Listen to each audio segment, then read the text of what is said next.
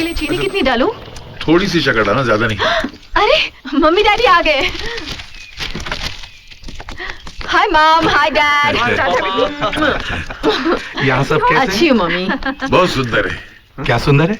नहीं, ये गांव बहुत सुंदर है, यहाँ के लोग बहुत सुंदर हैं। चलिए ना अंकल। हीरा जी। सामान लेकर आओ। जी अच्छा। चलिए आइए।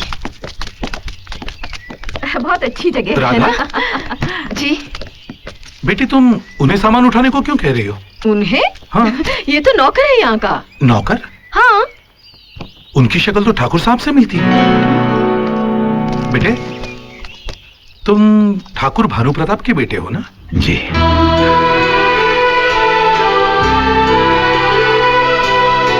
ये सामान तुम क्यों उठा रहे हो? रखो मैं उठाता हूँ। अरे नहीं, आप हमारे मेहमान हैं, आपकी सेवा करना हमारा कर्तव्य है। बेटा ये तो तुम्हारा बड़प्पन है, मगर मुझे अच्छा नहीं लगता तुम ये सामान उठाओ। लाओ तुम घर में जाओ और कल के फंक्शन की तैयारी करो। फंक्शन? हाँ, कल तुम्हारी बहन से मेरे बेटे की मंगनी हो रही है। क्यों, तुम्हें पता नहीं?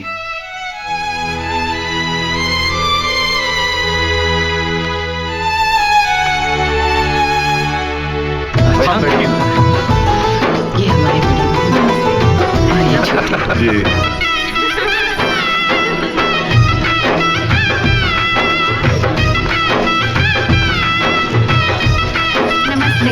नमस्कार। नमस्ते। नमस्कार। बस बस बेटी, जीते रहो, जीते रहो।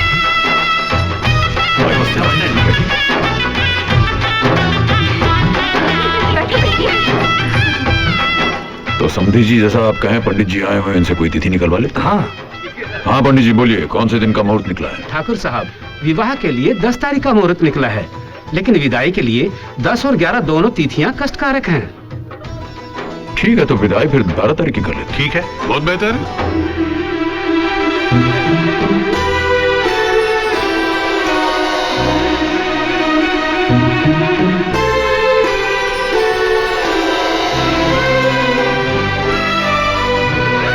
दादाजी, I love you दादाजी। अली अजो सुनो, को हीरा जी कहाँ हैं? पता नहीं, छोटे काका दादाजी के सामने नहीं आते। क्यों? हाँ? दादाजी को छोटे काका पसंद नहीं।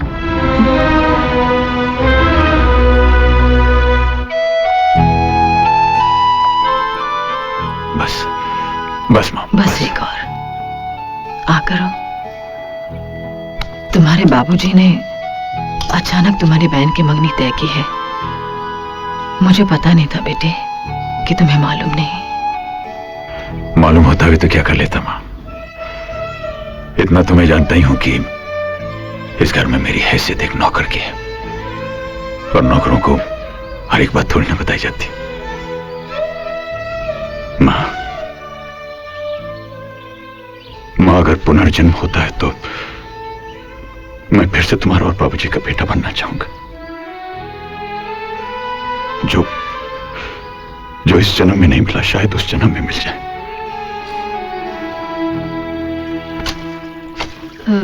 निंद्रा भैया, क्या है?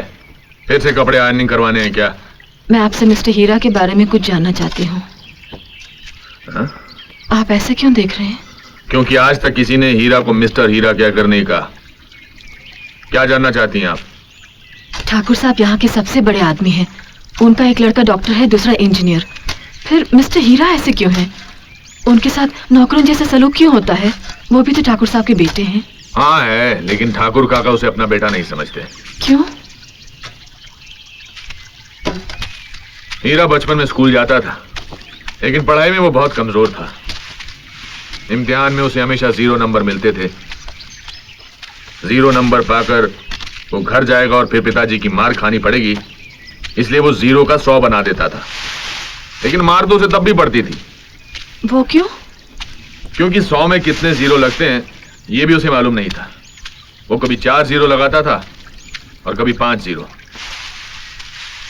हीरा को पढ़ाई में जरा भी दिलचस्पी नहीं थी। वो तो सिर्फ गौरी के लिए स्कूल जाता था। गौरी? गौरी कौन? ठाकुर काका के दोस्त की बेटी। गौरी के माँ बाप बचपन में एक कार एक्सीडेंट में चल बसे थे। ठाकुर काका गौरी को अपने साथ घर ले आए और गौरी और हीरा दोनों साथ स्कूल जाने लगे। हीरा गौरी को पसंद करने लगा। गौरी पढ़ना चाहती थी, लेकिन हीरा हमेशा उसे खेलकूद में उलझाए रखता था। गौरी पढ़ नहीं पाती थी। एक दिन जब दोनों स्कूल गए। Stand up. होमवर्क क्यों नहीं किया तुमने? बोलो, हाथ आगे बढ़ाओ। चलो गौरी।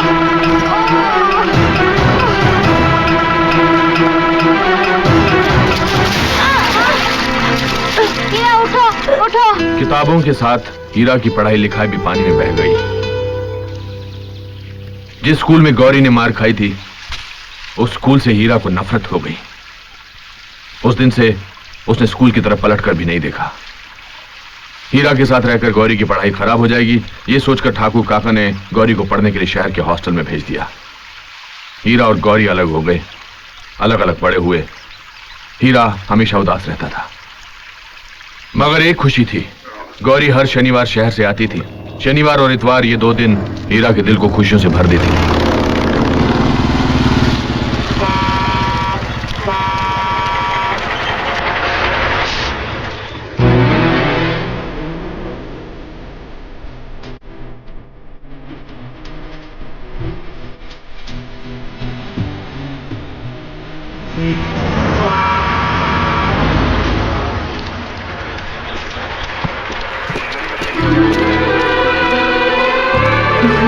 गौरी, हाय।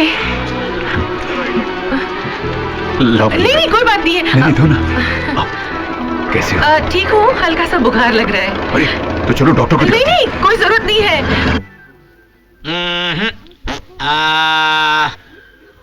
दिखाओ। डॉक्टर साहब। क्या क्या क्या क्या? यहाँ है। वहाँ क्या दिखाने को बोल रहे हो? अच्छा, तुम क्या समझते हो? बिना आ जाने ही मैं डॉक्टर बन गया हूँ? अरे हम एमबीबीएस है, एमबीबीएस। उसे मुंह खोलने के लिए कहा।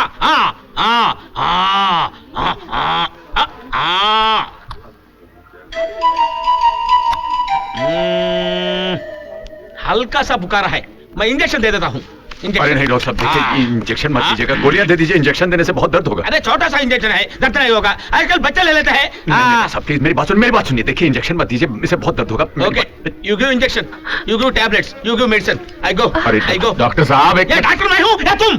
नहीं डॉक्टर साहब तो आप ही हैं, लेकिन ऐसा करते हैं आप मुझे इंजेक्शन दे दीजिए, मैं देखता हूँ मुझे दर्द होता है। ऐसा करिए। मैडम, आज तुम तो गेट आउट। हीरा बाहर जाओ। अरे गौरी तुम्हें प्लीज बाहर जाओ। चलो जाओ ऐसे, जाओ ऐसे। हाँ, जा रहे। गोली देना, गोली। देखा, इंजेक्शन दे दिया उसे। हल्का सा बुखार है, इंजेक्शन दे दिया उसे। अरे कितना दर्द हो रहा होगा। ठीक हो जाएगा। Thanks. जाओ। देखो दर्द हो रहा है ना। तुम गाड़ी में बैठो, मैं भी आता हूँ। तुम कहाँ जा रहे हो? पूछने जा रहा हूँ, फिर कब आना है? चलो जाओ। आजा मेरे। हाँ जो चलो, हो गया। हाँ जी, हाँ बताते हैं। कुछ नहीं, बस एक छोटा सा टेस्ट है। टेस्ट है? हाँ। क्या टेस्ट? ये दिखाने के लिए हाँ, दिखाने के लिए कि इंजेक्शन देने से कितना दर्द होता है। हाँ बता दे बस। और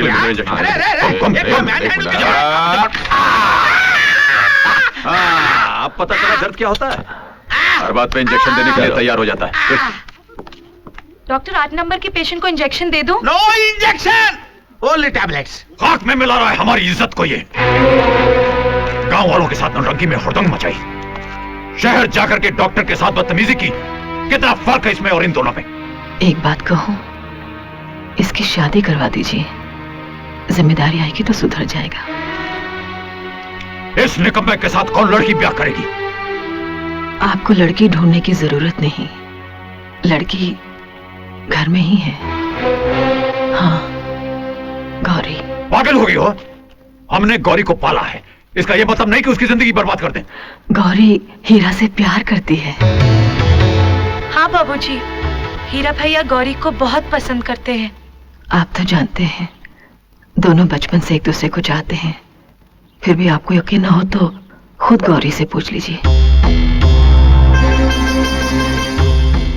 हमें गौरी से पूछने की कोई जरूरत नहीं है। हम जानते हैं कि वो हमारे फैसलों को इनकार नहीं करेगी। अगर वो इस नालायक को चाहती है तो पंडित को बुलाकर मुहूर्त निकलवा दो।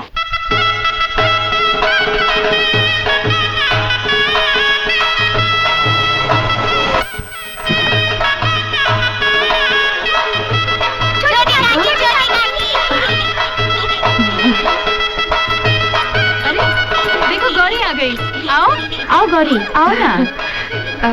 दीदी, ये सब क्या हो रहा है? ये तुम्हारी शादी की तैयारी हो रही है। मेरी शादी? हाँ, बाबूजी ने तुम्हारी शादी हीरा के साथ तय कर दी है। हीरा ने मन्नत मांगी थी कि अगर गौरी के साथ उसकी शादी तय हो जाए तो वो हर मंदिर की चौखट पर माथा टेकेगा और हर मूर्ति के चरणों में नारियल चढ़ाएगा।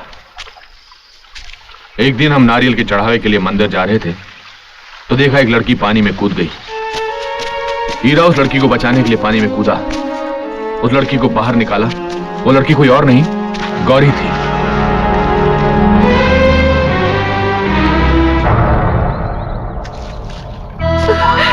गौरी, ये क्या हो गया तुम?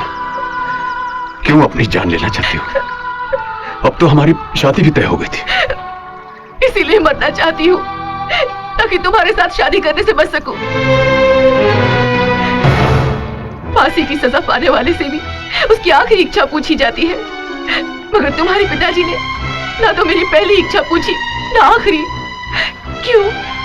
उन्होंने मुझे पाल पोस कर बड़ा किया, तो क्या वो जो भी फैसला करेंगे मान लूं? क्या मेल है तुम्हारा मेरा? मैं पढ़ी लिखी, तुम अनपढ़ गंवार।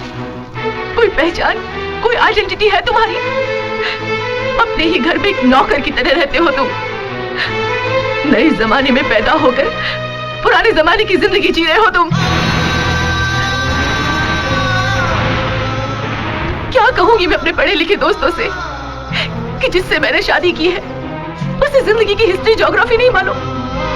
जैसा पैदा हुआ था वैसा ही है, सिर्फ कद बड़ा हो गया है और कपड़े पहनने लगा है।